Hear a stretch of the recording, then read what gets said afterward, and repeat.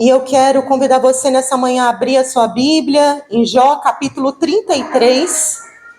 Nós vamos ler os versículos 14 ao 19.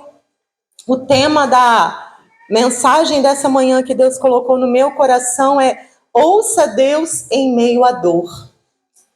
É engraçado que eu recebo algumas perguntas na internet e sempre que eu coloco algum vídeo ou alguma fala falando sobre ouvir a voz de Deus, um monte de gente vem e fala assim: Lilian, eu não sei ouvir a voz de Deus. Eu tenho dúvida sobre como ouvir a voz de Deus. Como que é essa voz? E eu vejo muitas pessoas até mesmo já estão na caminhada cristã há muito tempo e que me devolvem essa pergunta: como é esse negócio de ouvir a voz de Deus? O que é essa voz? E a gente percebe que em muitos momentos a gente quer ouvir a voz de Deus de uma forma rápida e instantânea. A gente quer que Deus responda as nossas petições na hora que a gente faz a oração. A gente fica ali naquela santa expectativa, e isso é algo bom, de que Deus faça algo novo, e falamos sobre isso na semana passada. Deus tem algo novo, Deus já está fazendo algo novo, mas como ouvir a voz de Deus em meio à dor? Porque às vezes quando eu estou passando uma dificuldade, às vezes quando os dias estão difíceis, quando o meu coração está pesado, eu só consigo ouvir o meu próprio grito. Eu só consigo ouvir o meu próprio sentimento gritando dentro de mim: socorro, me ajuda. Só que às vezes de tanto falar, a gente não ouve. Como eu vou ouvir a voz de Deus se eu não paro de falar? Como eu vou ouvir a voz de Deus se eu só sei pedir, suplicar, reclamar, achar que Deus não está me vendo? Como eu vou ouvir a voz de Deus se eu vivo uma vida espiritual de mero ritual e não de mergulho na presença dele de verdade? Ou será que apenas uma oração vai resolver toda a minha vida? E o livro de Jó, ele traz muito essa reflexão para a gente. Acredito que todos aqui conheçam a história de Jó, mas vale a pena a gente lembrar um pouquinho. Jó era um homem que a Bíblia diz que ele era íntegro. Ele era um homem bom, ele era um homem justo. Ele oferecia sacrifícios pelos pecados dos filhos, caso os filhos tivessem cometido pecado. Ele estava querendo antecipar, sabe, a solução antes do problema vir. Ele era meio ansioso, se a gente puder falar, né? Eu vou prevenir aqui, Deus, eu já estou dando esse sacrifício. Se o meu filho pecar, eu já quero que o Senhor perdoe. Ele já estava pensando lá na frente sempre. Mas tem um versículo lá no comecinho de Jó que chama muito a minha atenção. E Jó vai dizer assim: o que eu mais temia me sobreveio. E a gente sempre fala, né, sobre não temer. Não temer. E quando Jó recebe todo aquele mal na vida dele, todos os problemas na vida dele, ele olha e fala: o que eu mais temia me sobreveio. E isso me faz pensar: qual é o meu maior medo? Eu tenho medo de quê? Perder minha família, perder meus filhos, ficar viúva, perder trabalho, não ter dinheiro, ficar doente? Qual é o meu maior medo?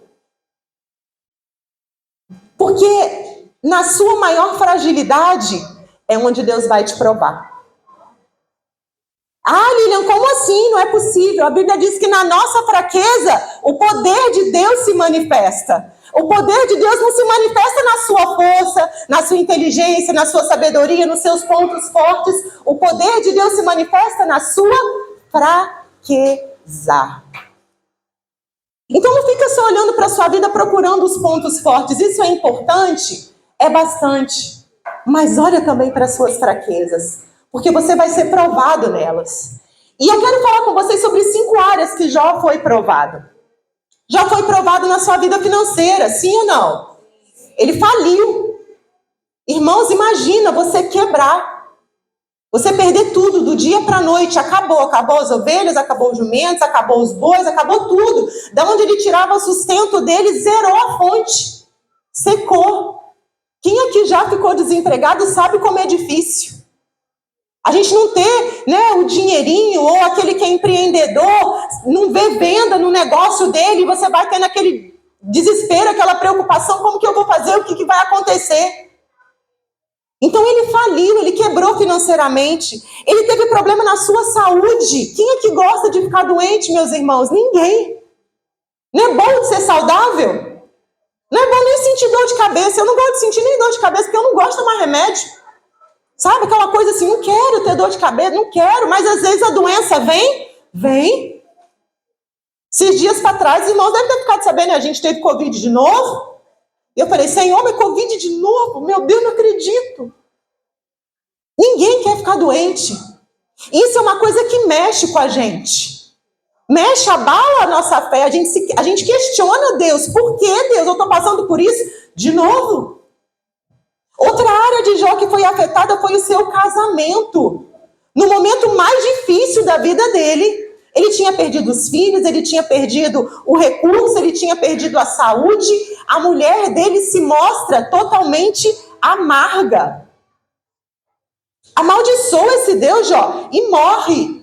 Jó, não quero nem estar com você mais. Para mim, a fala dela, a gente pode traduzir assim. Morre logo, porque eu não quero ficar com esse caco de homem do meu lado, não. Doente, sem dinheiro, sem filho, a gente vai fazer o que junto? Não tem mais motivo para continuar esse casamento.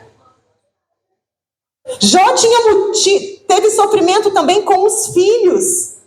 Meus irmãos, a ordem natural é que os filhos enterrem os pais e não os pais enterrem os filhos. E se você já conversou com algum pai que perdeu um filho, você vai ouvir uma pessoa dizer que é uma dor que é dificílima de compreender, dificílima de suportar, porque é a ordem inversa daquilo que a gente entende como lógico da vida. E Jó enterrou todos os seus filhos. Não bastasse essas 4 áreas, Jó também teve problemas de relacionamento, problema social. Porque a Bíblia diz que 3 amigos chegam até ele para conversar. E o livro, ele vem narrando toda a conversa desses amigos, e os amigos não chegam para abraçar Jó, apesar de no primeiro momento eles ficarem 7 dias chorando. Os amigos, eles chegam para Jó depois do momento de choro, não para estender a mão, mas para acusar. Mas para falar assim, Jó, você está pagando alguma coisa, hein, Jó? Eu não sei não, hein, Jó?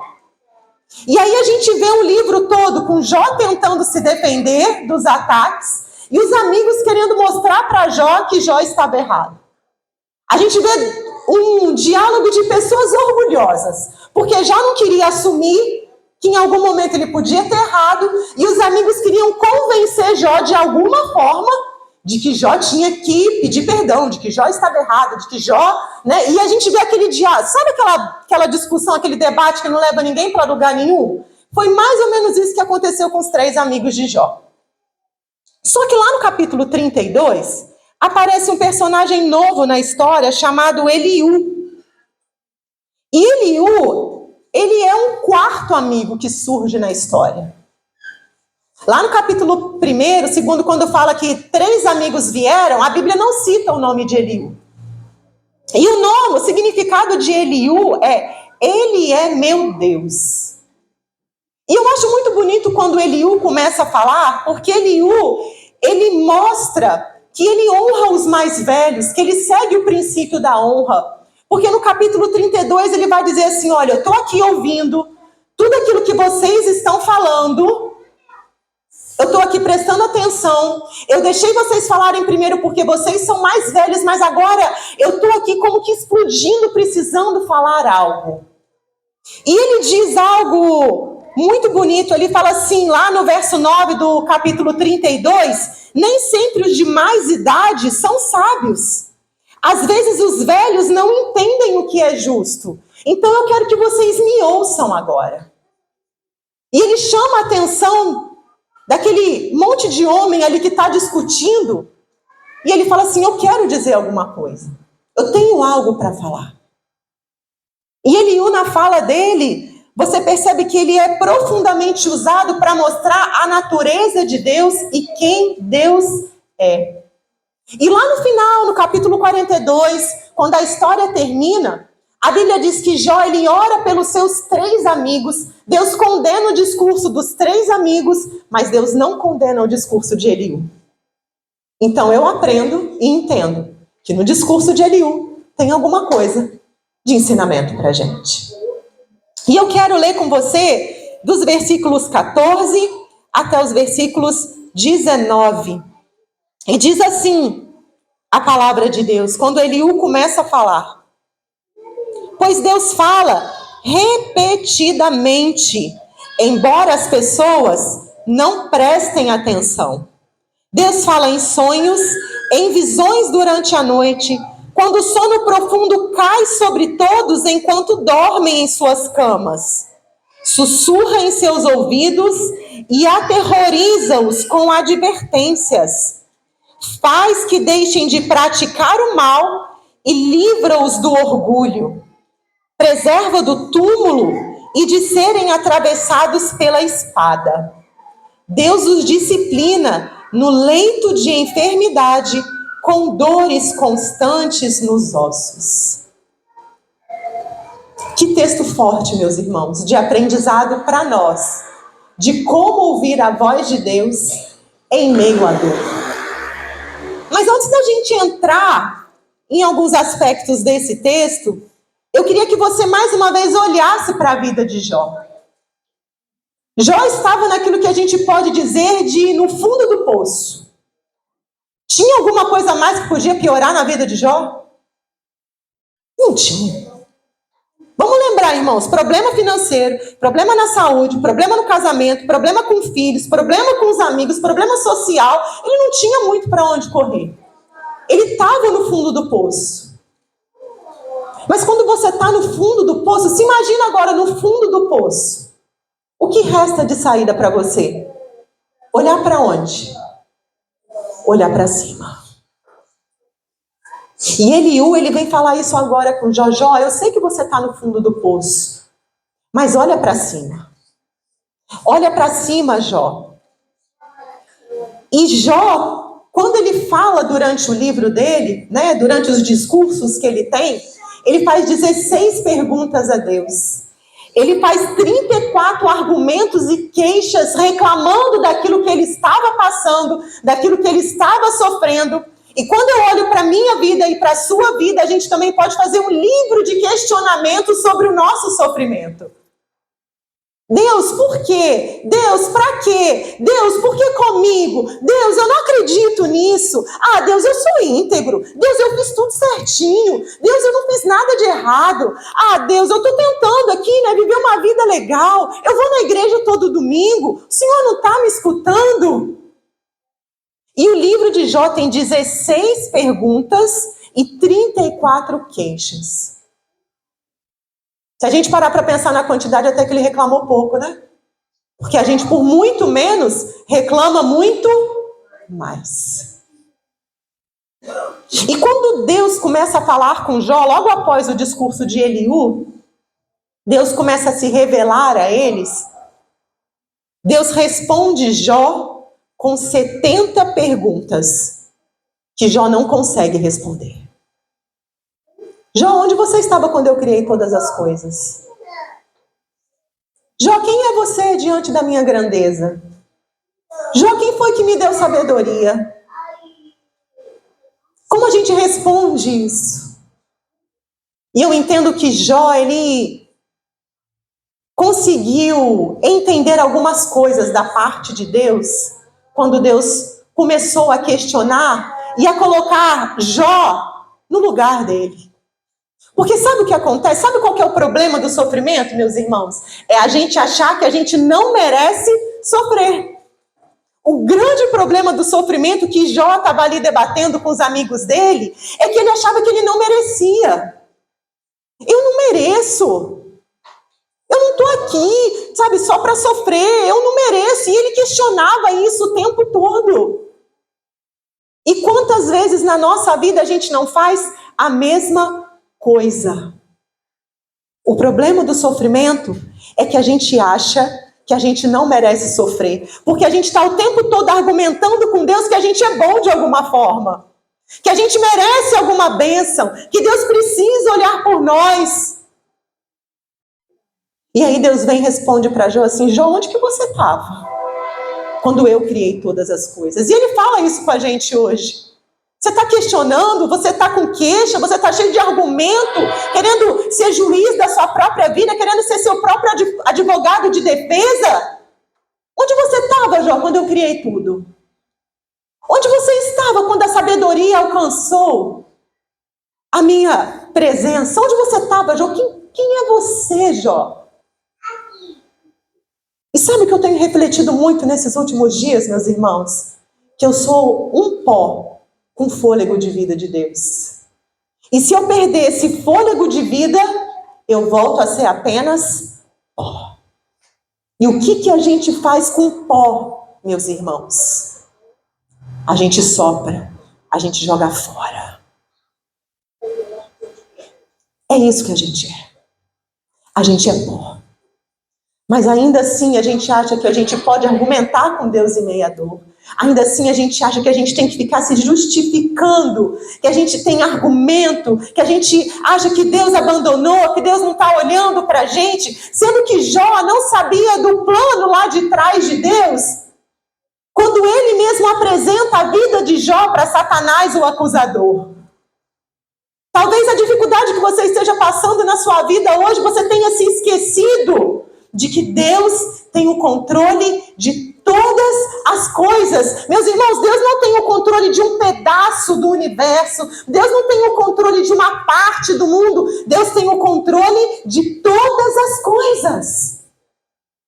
Lá em Isaías 40, a Bíblia diz que Deus conta a água do mundo com a mão, como se fosse uma concha. Deus mede o universo com a palma das mãos. Sabe quanto tempo os astrônomos dizem que você levaria de um lado até o outro do universo? 93 bilhões de anos-luz. Um ano-luz é 300 milhões de quilômetros. Ou seja, é impossível. Na nossa mente não cabe. Na calculadora não cabe tanto número. E Deus mede o universo com a palma das mãos. A gente ia demorar 93 bilhões de anos-luz para atravessar o universo todo. Impossível. Mas o Deus que controla todo o universo e que é maior que esse universo, diz para mim e para você: eu tenho o controle de todas as coisas. Eu sei o nome de todas as estrelas. As montanhas, eu ajunto elas aqui, eu como pó na minha mão.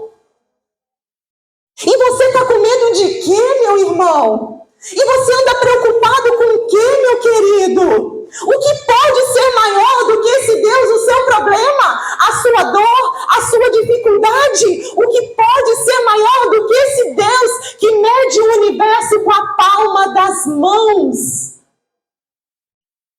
Meus irmãos, a gente menospreza demais a grandeza do nosso Deus.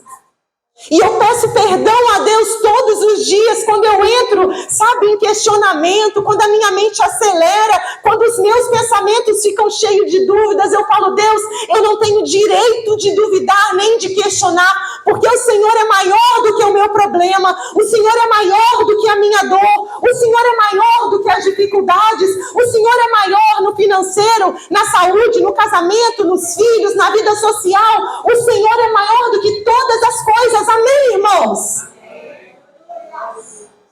Qual o tamanho do Deus que você acha que você serve? Você está colocando esse Deus dentro da caixinha da sua imaginação? Deixa Deus ser Deus na sua vida, meu irmão. Deixa o poder de Deus se manifestar na sua vida. Jó, ele aprende algumas coisas lá no final da vida dele, depois de ouvir as 70 perguntas de Deus. Porque ele vai dizer assim: eu sei que tudo podes e que nenhum dos seus planos pode ser frustrado. E nós falamos sobre isso aqui na nossa escola dominical agora. Ainda que os processos da vida nos levem para lugares onde a gente não imagina o que vai dar lá no final, Deus já sabe o final da história. Ele controla tudo, Ele já desenhou tudo, Ele escreveu a nossa história no livro dele. Lá em Salmo 139 diz isso. Você crê realmente que a sua história está escrita no livro de Deus?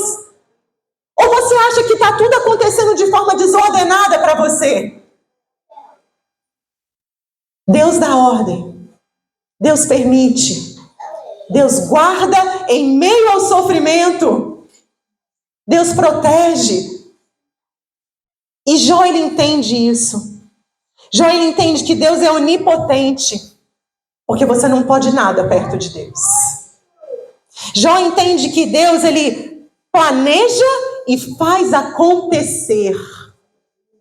Eu sei os planos que tenho a vosso respeito, diz o Senhor, planos de paz e não de mal, para vos dar um futuro e uma esperança.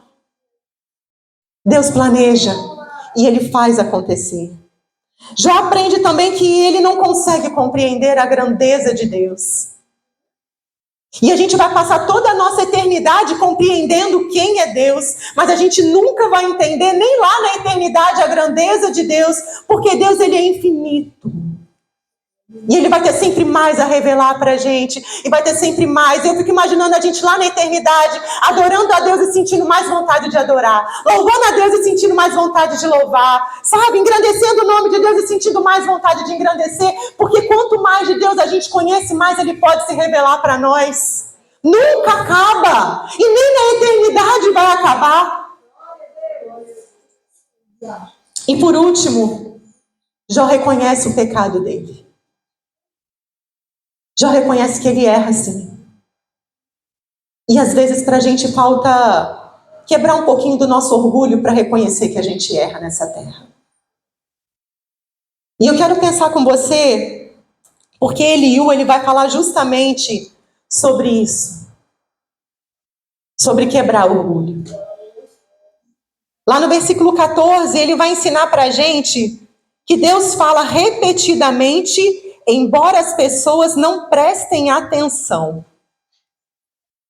Sabe o que eu aprendo aqui, meus irmãos? Que Deus está sempre falando. O problema sou eu, que não consigo escutar. Deus fala repetidamente. Irmão, você vem para a igreja todo domingo praticamente. 4 vezes no mês. Deus está falando. Deus está repetindo mensagem. Deus está aqui dizendo a mesma coisa. Desperta, igreja, confia, igreja. Se arrependa dos seus pecados, igreja. Quebra o jugo, quebra o orgulho, quebra o que é ruim, se volta para Deus. Deus está sempre falando isso. Se você for olhar para as últimas mensagens que o pastor pregou aqui, o pastor está trazendo mensagem de encorajamento para a gente.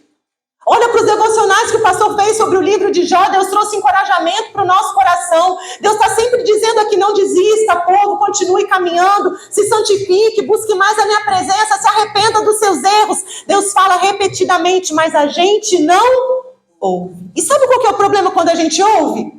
A gente não pratica. E Tiago vai dizer que não adianta nada a gente saber e não praticar. É pecado do mesmo jeito.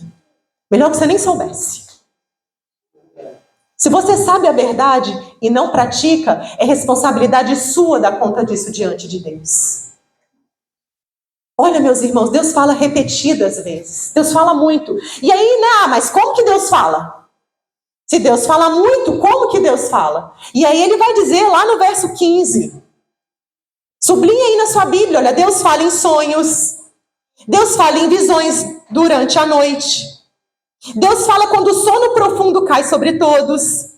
Deus fala enquanto dormem em suas camas. Tudo forma que Deus está falando com você. Quem aqui já dormiu e de repente acordou? Meu Deus, foi como se Deus tivesse falado comigo durante a noite. Você acorda e lembra de um versículo, você lembra de uma música, você ouve uma palavra e de repente você sabe que Deus está falando com você.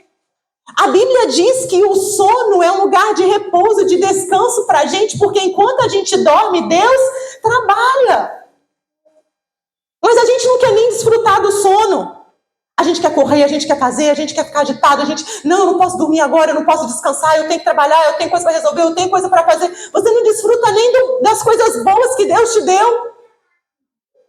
Porque quando você está preocupado, a primeira coisa que você faz é perder o sono, sim ou não? Quem aqui já virou à noite com a cabeça quente, cheia de problema? Várias vezes. Eu também. Várias vezes. E aí eu te pergunto, resolveu o problema ficar acordado à noite? Você só acordou mais cansado. Nosso corpo precisa de sono. O seu corpo precisa de repouso. Deus não criou o sono à toa. Você precisa dormir e descansar. Faz bem para a sua saúde física e mental. E enquanto você dorme, Deus é tão maravilhoso que Ele pode fazer você ouvir a voz dele. Ah, meus irmãos, que Deus é esse? Inexplicável! Enquanto os homens falam uns com os outros só acordado, Deus fala com a gente também enquanto a gente descansa.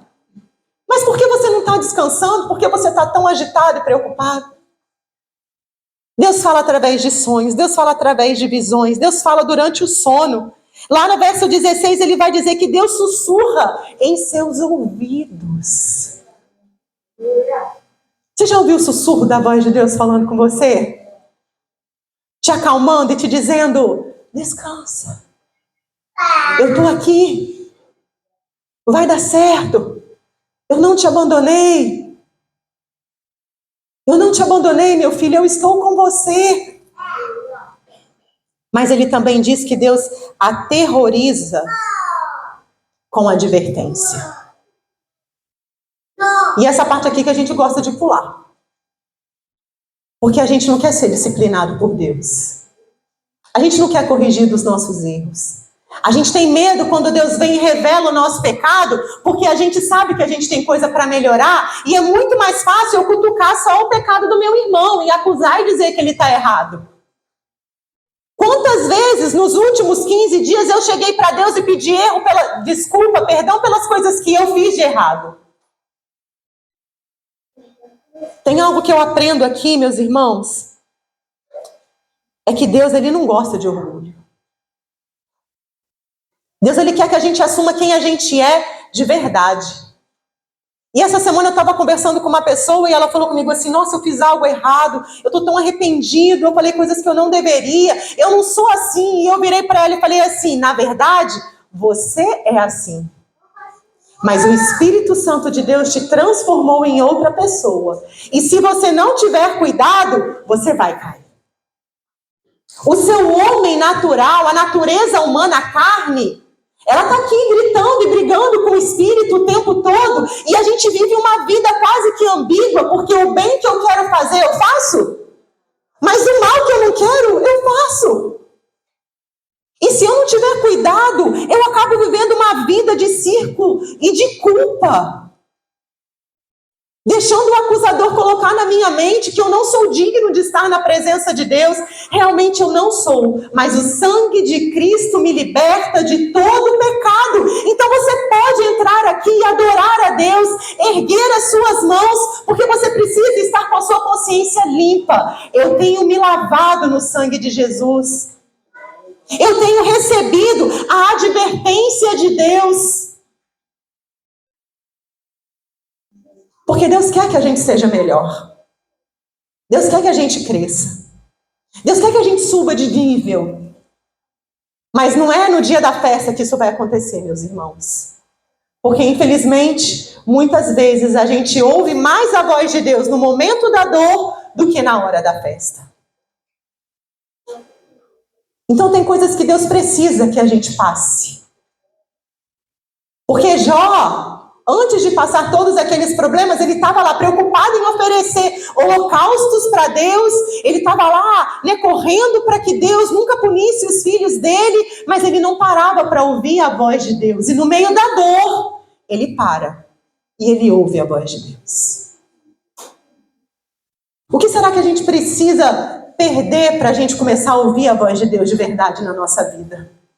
Porque às vezes a gente coloca muita coisa em primeiro lugar e a gente deixa Deus lá por último. Depois eu pergunto para Deus se é bom. Depois eu pergunto para Deus se é isso. Você sabe o que acontece? Quando as coisas começam a dar errado por causa das suas escolhas, aí você vem e fala, Deus, o Senhor não me ouve. Deus, o Senhor não está aqui. Mas as escolhas erradas, quem faz não é Deus, é você. E Deus vai responsabilizar a gente pelo nosso erro e pelo nosso pecado. Porque aquilo que a gente planta, a gente colhe. Deus é misericordioso, Deus perdoa, Deus livra a gente do mal, Deus olha para a gente, lança os pecados no mar do esquecimento. Do livro de Jó vai dizer que os nossos pecados são como águas passadas, já foi embora, já correu. Mas você não vai deixar de colher as consequências do seu erro. O que a gente tem que buscar fazer é ouvir a voz de Deus, para a gente não tomar a decisão errada, para a gente andar sempre em retidão, para a gente ser sempre íntegro. E para finalizar, eu quero pensar com você nas consequências de quem ouve a voz de Deus. Eliú começa dizendo, Deus fala repetidamente e as pessoas não ouvem. Deus fala em sonhos, em visões, Deus adverte, Deus corrige. E aí o que acontece com quem ouve a voz de Deus? Olha lá o versículo 17. Ele faz com que deixem de praticar o mal e livra-os do orgulho. Ele preserva-os do túmulo e de serem atravessados pela espada. Toda vez que eu ouço a voz de Deus, Deus me dá 4 coisas. Primeiro, eu vou deixar de praticar o mal. Porque como a gente estudou aqui hoje mais cedo, quando a luz chega, a luz revela aquilo que está errado. E se a luz de Deus está aqui dentro de mim, a luz vai mostrar aquilo que está de errado no meu coração e que eu preciso consertar. Só que eu só conserto se eu for humilde. E aí é o segundo ponto. Deus livra-os do orgulho. E meus irmãos, eu podia fazer uma pregação de 2 horas aqui só falando de orgulho, para poder mostrar para você como que a gente é orgulhoso e a gente não aceita. A gente precisa aceitar que a gente não é nada. A gente precisa aceitar que a gente é limitado. A gente precisa aceitar que a gente não sabe escolher. A gente precisa aceitar que a gente precisa muito, muito, muito, muito da presença de Deus. E que se não fosse Deus, você não teria o que comer, o que vestir, aonde dormir, aonde trabalhar, porque a gente não é nada. O que a gente traz quando a gente nasce, meus irmãos? Nada. No máximo é o seu pai e a sua mãe que fazem um enxoval para você, porque você não traz nada para a terra. O que você leva quando vai embora? Nada. Zero. O que a gente é? Nada.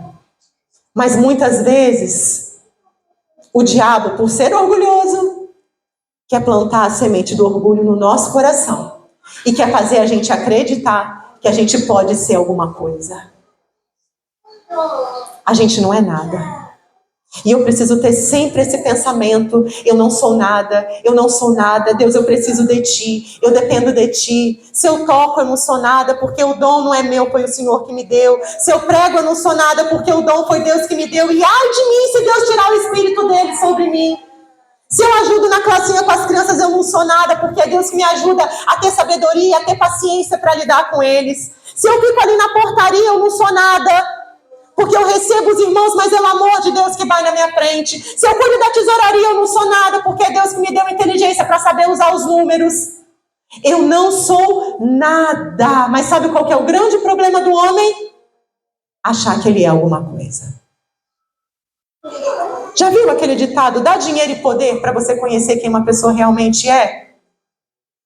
Dinheiro e poder só potencializa aquilo que você já era quando você era pequenininho, quando você não era nada. E aí, a partir do momento que você acha que você é alguma coisa, porque você tem um título, você ganhou um cargo, ou você ganhou dinheiro, aquilo só vai revelar a sua natureza humana podre que mora aqui dentro de você e o seu orgulho. Irmãos, como a gente precisa quebrar o nosso orgulho. E eu me lembro de Paulo que escreveu que Deus resiste aos soberbos, mas dá graça aos humildes. Esses dias eu estava ouvindo uma pregação do pastor Hernandes e ele disse que o orgulho fecha as portas do reino, mas a humildade abre as portas da graça. Meus irmãos, isso me emociona. Porque como eu preciso entender que eu tenho que ser humilde e considerar os outros superiores a mim mesmo. O orgulho fecha as portas do reino, Mas a humildade abre as portas da graça, porque quando você reconhece que você é pecador, a graça de Deus vem sobre a sua vida e você entende: eu não mereço, mas eu aceito, Senhor. Eu aceito o seu amor. E por último, consequência de quem ouve a voz de Deus é que ele nos livra da morte, preserva-os do túmulo e de serem atravessados pela espada. Se você for ler o livro de Provérbios vai trazer muitos ensinamentos, que as escolhas inconsequentes dos tolos trazem morte e antecipam a morte para a vida deles. Tem vários versículos de Provérbios que falam sobre isso, depois você pode pesquisar. Só que quando a pessoa está ali ouvindo a voz de Deus, Deus preserva ela do túmulo e da morte da espada. Da morte através da vingança, da morte através da dor, de pagar o mal com o mal. Quando você anda com Deus, você vai praticar o bem, você vai ser humilde, você vai amar a todos, você vai ter seu coração aberto sempre para ajudar. Você não vai querer estar em cima, superior, ser maior do que os outros, porque você entende que você não é nada. A gente não merece estar nem sentado aqui nesse banco, meus irmãos. Mas Deus nos amou com tão grande amor que Ele nos escolheu para receber a salvação e a graça que é inexplicável. E não é por merecimento, não é pelo que você faz, não é pelo que você fala, não é por nada disso, é porque você foi escolhido e recebe o amor e a graça de Deus. Só que ainda que você receba, a Bíblia vai dizer que a fé sem obras, ela é morta. Então a sua vida precisa mostrar o fruto da escolha que Deus fez da sua vida. Você tem ouvido a voz de Deus? Para finalizar, eu quero pensar com você, porque Eliú traz todos esses ensinamentos, mas lá no verso 19, ele traz algo que a gente precisa aprender também. Que a dor é uma forma de disciplina. No verso 19, ele vai dizer assim: Deus os disciplina no leito de enfermidade, com dores constantes nos ossos. A dor é uma forma de disciplina. Às vezes você, para disciplinar o seu filho, você tem que falar não para alguma coisa que ele queria muito. E ele vai aprender. E ele vai entender que você está mostrando o melhor caminho. E muitas vezes é isso que Deus faz com a gente. A dor, ela traz disciplina. Mas Hebreus diz que só é disciplinado o filho a quem Deus ama. Então, se você está sofrendo alguma disciplina de Deus na sua vida hoje, você não tem que olhar para a sua dor achando que você não merece, mas você tem que olhar para aquilo que você está passando e pensar assim: Deus está me corrigindo porque Ele me ama. Deus está me ajustando aqui nessa área porque Ele quer que eu cresça. Deus está me consertando aqui porque Ele quer que eu melhore, porque Ele tem algo bom para mim lá no futuro, porque a minha vida não acaba só nesse sofrimento, porque Ele tem uma promessa para mim, porque Ele tem um novo, porque Ele tem uma história para escrever através da minha vida aqui na terra.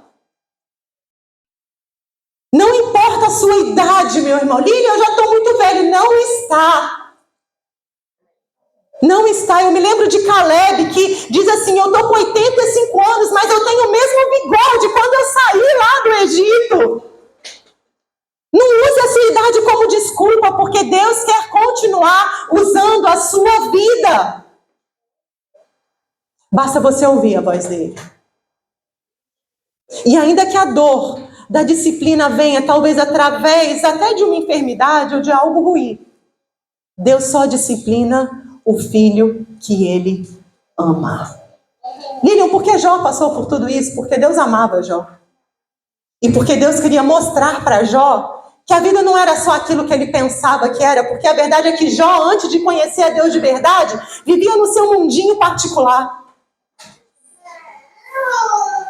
E o convite de Deus para mim e para a sua vida hoje é: saia do seu mundinho natural e venha viver o meu sobrenatural. Porque eu quero me revelar para você.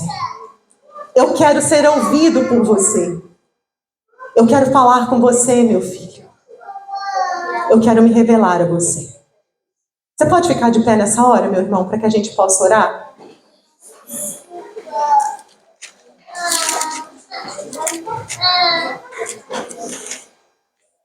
Quando a vida de Jó está terminando,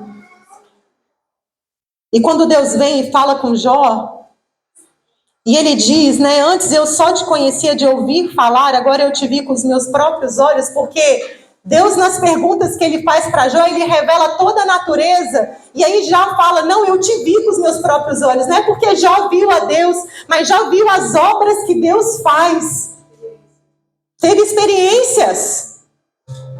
E às vezes, meus irmãos, o que falta na nossa vida é ter uma experiência de verdade com Deus, porque a gente está fazendo a coisa certa, mas às vezes do jeito errado.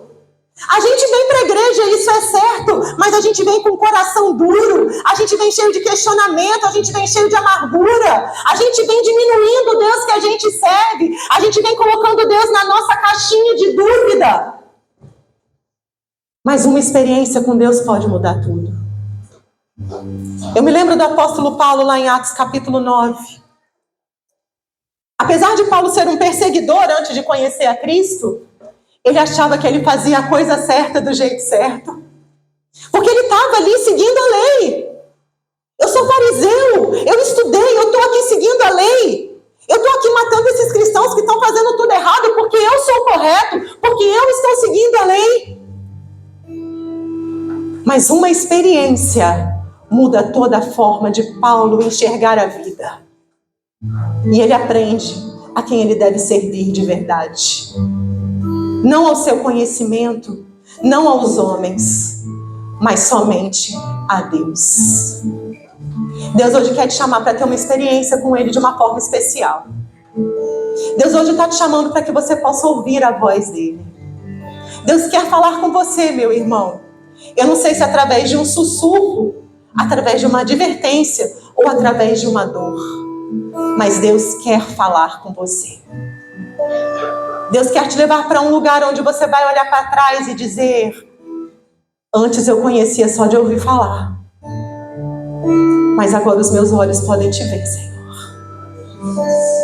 Quando eu olho para todas as coisas, os meus olhos podem te ver, Senhor, porque eu sei que nada é maior do que o Senhor, porque eu sei que o Senhor governa todas as coisas e não uma parte delas. Porque eu entendo a tua grandeza, Senhor, e nenhum problema meu é maior do que o Senhor.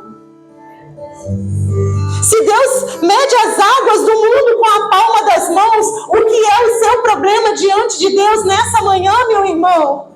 O que é a sua dor diante de Deus? O que somos nós diante de Deus? Um monte de pó, porque se a gente perder a vida, todo mundo agora, a gente só vai virar um monte de pó. Mas Deus, Ele olha além do pó. Deus olha para o coração. Deus olha para o Espírito que Ele mesmo soprou. E Ele diz para cada um de nós: meu filho, me ouça, me ouça. Eu estou falando mais uma vez, repetidamente, me ouça. Eu gostaria que você fechasse os seus olhos nesse momento. Que você pudesse pedir isso a Deus. Deus, eu quero ouvir a sua voz, Pai. Talvez eu esteja falando tanto, Senhor. Talvez eu esteja me queixando tanto, talvez eu esteja questionando tanto, Pai. Mas agora eu quero ficar em silêncio, Deus, só para ouvir a tua voz. Vem como um sussurro, Espírito Santo, e toca o nosso espírito, Pai, porque a tua palavra, ela divide alma de espírito, ela deixa os sentimentos e as emoções de um lado, e ela fala diretamente com o nosso espírito, Senhor. Nós não queremos te ouvir por causa de uma emoção, mas nós queremos te ouvir, Pai, verdadeiramente, Deus, assim como o Senhor é. Nós queremos, meu Deus, exaltar a tua grandeza e a tua majestade, a tua sabedoria, e dizer e reconhecer que não somos nada. Fala conosco, Espírito Santo de Deus, nessa manhã. Fala, Espírito. Fala. Fala com a tua igreja. Deus passeia com os olhos dele sobre toda a terra, olhando para cada um de nós. Olhando para cada um de nós. A palavra de Deus diz que ele passeia com os olhos sobre a terra para se mostrar forte, para com todo aquele cujo coração é totalmente dele. Deus te quer por inteiro, meu irmão. Deus não quer você tomando escolhas inconsequentes para depois escolher coisas erradas, porque Deus criou a gente para ser feliz. Deus não colocou você aqui na terra só para sofrer, mas como ele sabia que o pecado ia te contaminar, Jesus já falou, olha, vocês vão passar por tribulações, mas vocês têm que ter bom ânimo. Aquilo que a gente passou, Jesus também sabe o que é. Ele não é indiferente à sua dor. Aquilo que você sente como ser humano, Jesus também sentiu, porque ele também foi homem. Mas se tinha algo que Jesus fazia, e a gente precisa aprender com ele, é ouvir a voz de Deus. É se retirar. É ficar na solitude do seu quarto, ali só você e Deus. Fala conosco hoje, Senhor. Ah, Deus, fala conosco durante a semana. Fala conosco enquanto um passarinho voa na nossa frente. Fala conosco enquanto a gente olha para a lua, Deus. Enquanto a gente olha para o céu, Pai. Enquanto a gente olha para a Tua criação, Pai. Se revela para nós através das coisas criadas. Se revela a nós através do nosso irmão, Senhor. Se revela, Senhor Deus, a nós, Pai. E nós queremos aqui hoje, Deus, declarar que o nosso maior problema, Deus, não é nada diante do Teu poder, Pai. Porque o Senhor não pede o controle de nada do universo. O Senhor tem o controle de todas as coisas. Basta o seu coração ser totalmente dele para que você perceba e aprenda isso. Ele não perdeu o controle. Ele não perdeu o controle. Deus te trouxe aqui hoje para dizer que Ele não perdeu o controle. Ele não perdeu o controle. Ainda que tudo esteja desmoronando, aos meus olhos humanos e naturais, Deus enxerga além. Deus vê coisas que a gente não enxerga. E Ele te diz hoje, eu não perdi o controle. Obrigada, Jesus, por essa palavra, Pai. Obrigada porque o Senhor sempre nos lembra quem o Senhor é, a Tua grandeza, a Tua majestade, a Tua sabedoria, a Tua santidade, Pai. Obrigada porque o Senhor escolheu falar conosco, Senhor. Quem somos nós, Deus, para ouvir a Tua voz? Quem somos nós, Senhor? Mas o Senhor nos escolheu, meu Pai, para ser nosso amigo. Jesus disse, vocês não são servos, mas eu chamo vocês de amigo. Deus quer ser seu amigo, meu irmão. Ele quer caminhar contigo. Ah, Deus, nos perdoa toda vez que a gente tenta resolver os nossos problemas do nosso jeito, Senhor. Assim como Jó fazia, Deus, ele queria resolver os problemas do jeito dele, Pai. Mas nos ensina, Senhor Deus, a olharmos, Pai, a contemplarmos todas as coisas e a entendermos quem o Senhor é. O Senhor é maior do que o universo.